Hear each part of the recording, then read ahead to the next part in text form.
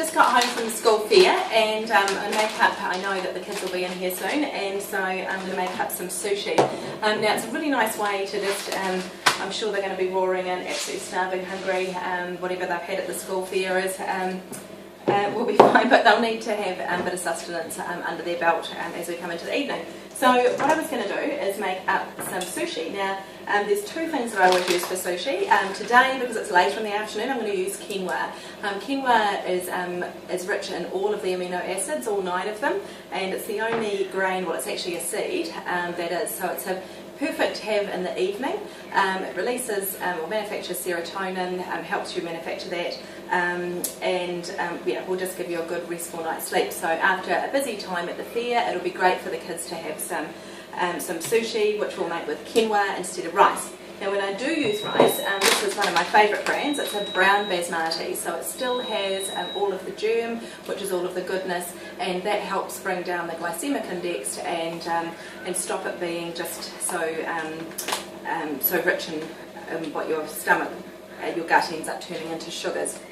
So this will be really lovely. Now I wanted to show you this because the quinoa ends up being kind of gluggy and sticks together once it's cooked anyway, whereas the brown rice, and any rice sushi that you make, there's a simple trick which really helps it that I want to share with you today, helps it bind together so you can easily make your sushi. And that is that once it's cooked, drain the water off, just leave a small amount of moisture around the rice grains, and then get a fork and just beat it hard with a fork, just kind of like our nanny used to make. Get into it, just whipping it round. That beating is going to break open the germ and actually will create some stickiness there.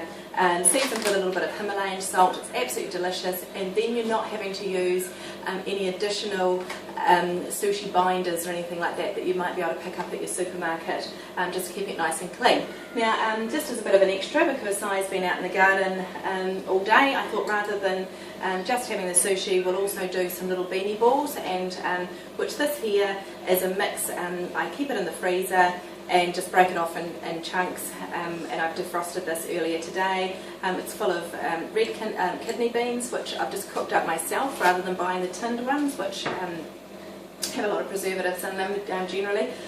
So it's some kidney beans, there's capers, there's herbs, there was fresh corn off the cob that I just grated into it, or just cut into it, and some gluten-free oats, some tomatoes, capsicums, and these made into some nice little tiny balls with a lovely gluten-free soy sauce and some sesame oil as a dipping sauce. Will just be a really nice little addition, and we'll have that with a fresh green salad as well. So anyway, so I just wanted to talk to you about that, about making sushi, just some quick things to have on hand, really easy to take for the kids' school lunches as well, and I'll show you a bit later on actually how to put it together once the quinoa is cooked.